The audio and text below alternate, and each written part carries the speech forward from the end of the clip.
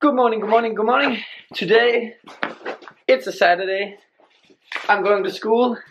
That's not really something new though.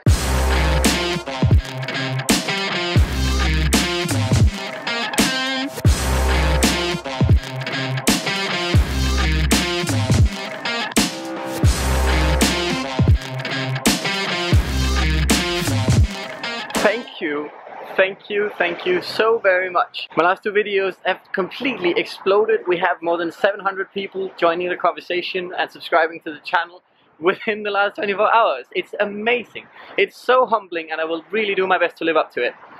Thank you. As for all of the comments, they're amazing. Honestly, go and check out the comment section. People are so smart. People are writing essays upon essays about these problems. So interesting to read, and I really do my best to go through them. But it's finals week and I just got out of an exam. I have an exam tomorrow as well, and I had an exam yesterday, and I will also be having an exam Friday. So all of this on YouTube really happened on the perfect week.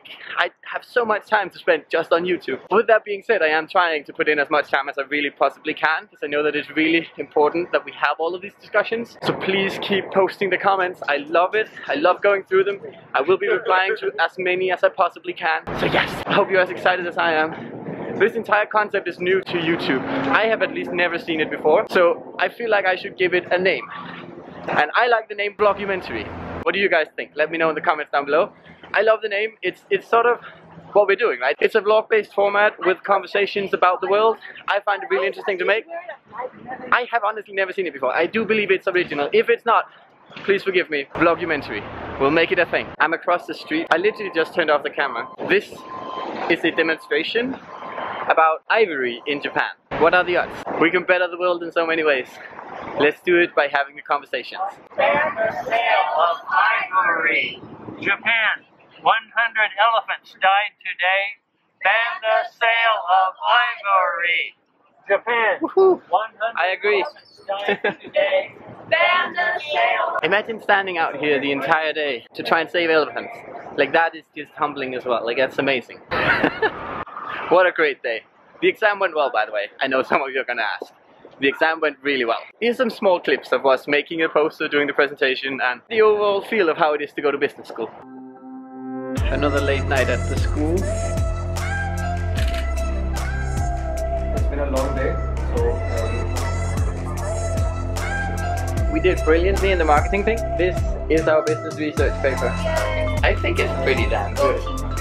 Go G3. We have an iPad in here, so you can watch all of our statistics.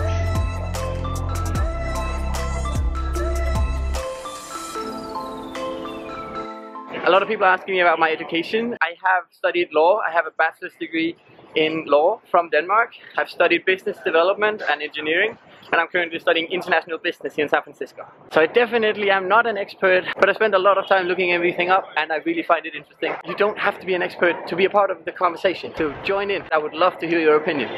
Always. Oh, thank you very much. I had food in here yesterday. It was amazing.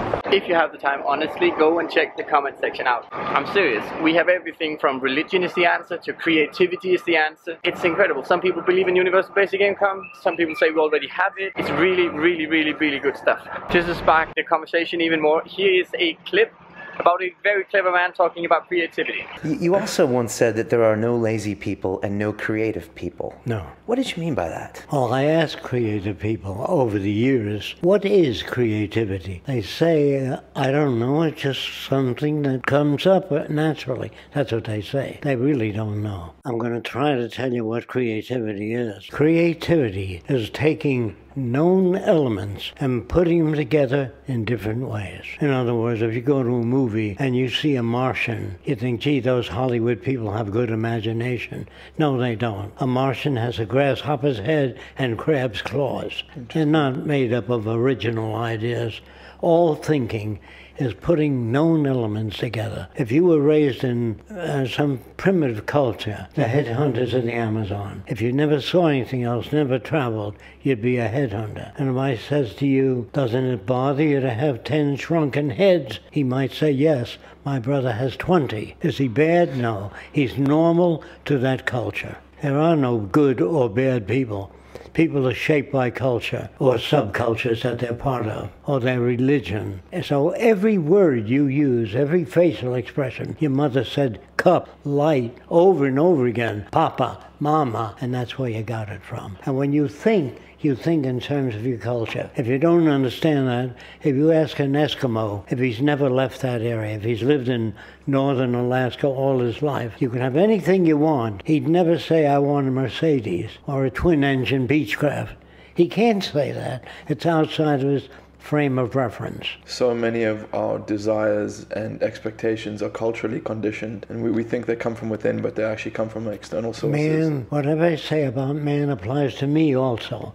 Man cannot think or reason. By that I mean that it is not possible for man to invent anything. And I spoke at Princeton at the sociology department. I wanted everybody to come, so I titled the lecture, Man Can't Think or Reason. That made everybody angry, and they all wanted to come. The head of the optics department said, I take issue with you. I believe man can think and reason. I said, give me one example of man thinking, anything. He said, there are thousands of examples. I said, I can't do anything with that. Give me one example. He says, there was a time when a camera did not exist, and somebody had to think of a box camera. So I asked him if he knew that 1,000 years ago in the Holy Land, they made their houses out of mud. They didn't have concrete. When they made their houses out of concrete, they made a little hole in the concrete so you can tell whether it's daylight out there. And when you make a little hole in a black hovel, you can see the people walking upside down on your wall. Of course, they didn't know what it was. They called it the upside down world. They charged 2 pieces of silver for you to see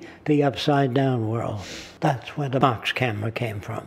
So nobody ever said that it's going to make a camera. So it wasn't an invention, it was an accident. Yeah, so same with language. They say people invented language to communicate. That's strictly BS, bad science.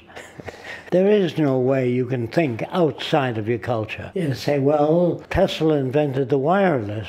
He had to think of it. When you bought electric wire in the old days, they wrapped it around a cardboard spool so it wouldn't get tangled up. And if you had a spool, you didn't know when it was broken in the middle of the wire, so you connected 2 electrodes to it to see if you get a flow of current. If you happen to have a coil nearby, it induced a current in it. That's where Tesla got it from. Induction, automatic. He didn't say, gotta make wireless. The brain doesn't work that way. You can't say, I gotta make a wireless. Really interesting thoughts. In my opinion, I don't think it's impossible to think outside of your cultural zone. But let me know what you think in the comments down below. I really wish I could point, I'm sorry. But I'm so humbled, and again, thank you, thank you, thank you. Subscribe to the channel if you haven't. I feel great things coming. Enjoying the conversation. That's the most important part.